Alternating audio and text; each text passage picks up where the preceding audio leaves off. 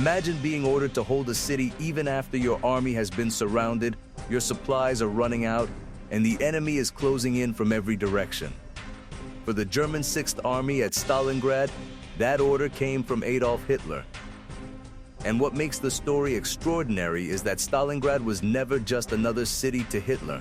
It became an obsession, a symbol of victory, prestige, and his determination to defeat Stalin on the banks of the Volga. By the summer of 1942, Germany was pushing deep into the Soviet Union. Hitler's forces were advancing toward the Caucasus and its vital oil fields, while another German force approached the industrial city of Stalingrad on the Volga River.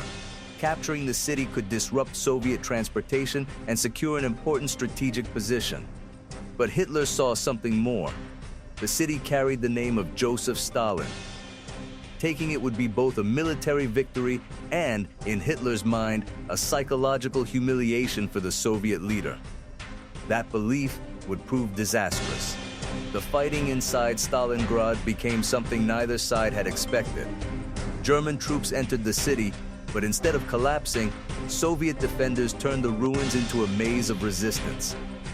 Buildings became fortresses, streets became killing grounds, and every block had to be fought for. The German army was still powerful, but its attention was becoming dangerously concentrated on the city itself. And while German soldiers fought forward, something much larger was happening around them. The Soviet command was preparing to strike not at the strongest part of the German position, but at its weaker flanks. On November 19, 1942, the Red Army launched a massive counteroffensive north and south of Stalingrad. The German forces in the city suddenly found themselves facing a nightmare. The army attacking Stalingrad was no longer the army doing the surrounding. It was the army being surrounded. Within days, Soviet forces had closed the ring around the German Sixth Army and other Axis troops. More than 220,000 German and Allied soldiers were trapped inside the pocket. Now came the decision that would define the disaster. German commanders understood that the situation was becoming impossible.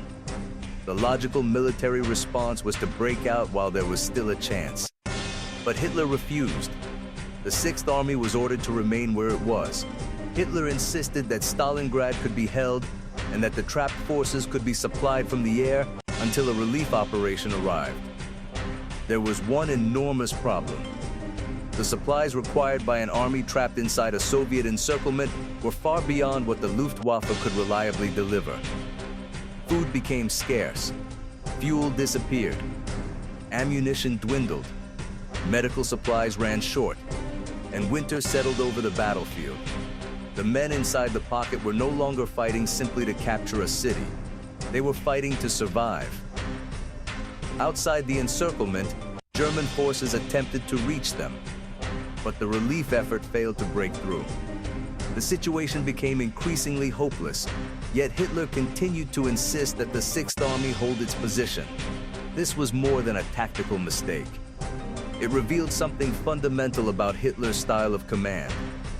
He increasingly treated withdrawal as weakness and refused to accept that a battlefield situation had become irreversible. At Stalingrad, that refusal trapped an entire army.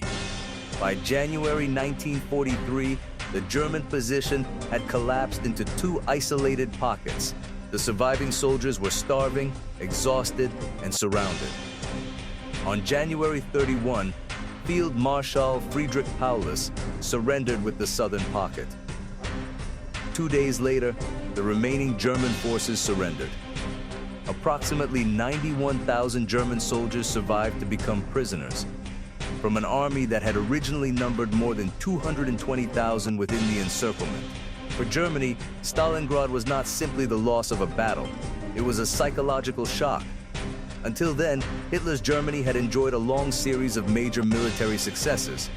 Now an entire German army had been destroyed or captured. The Soviet victory stopped Germany's advance and began the long German retreat westward. And that is why Hitler's obsession with Stalingrad mattered so much. The city itself was not worth the destruction of an entire army. The obsession was symbolic. Hitler wanted the city bearing Stalin's name. He wanted the victory. He wanted his commanders to prove that retreat was unnecessary. And when reality contradicted those beliefs, he refused to change course. Thousands of German soldiers paid the price for that decision. Stalingrad became a warning written in blood. In war, a commander can lose an army not only by making the wrong move, but by refusing to admit that the situation has changed. Hitler believed that holding Stalingrad would demonstrate German strength. Instead, it demonstrated the limits of his power. The city he wanted to conquer became the place where Germany's advance finally broke. And from the ruins of Stalingrad, the Red Army began the long journey toward Berlin.